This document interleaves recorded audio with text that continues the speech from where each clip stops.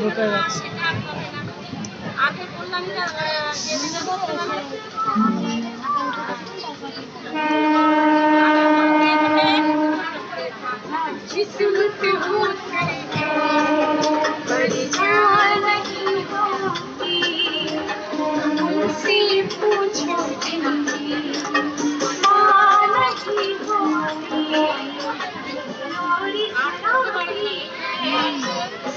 বিধাননগরে বসে পয়সা দিয়ে বলে আমরা কেমন করছো দেখ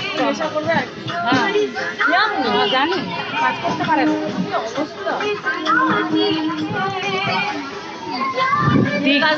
দিনই বলে আবার আমাকে ধমক দিচ্ছে হচ্ছে একেবারে ধরে না দেবো ভালো করে।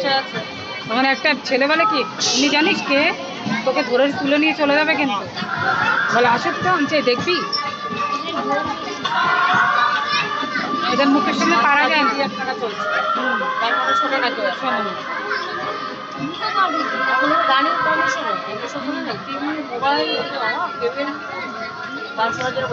চলে আসলো নৈহাটি।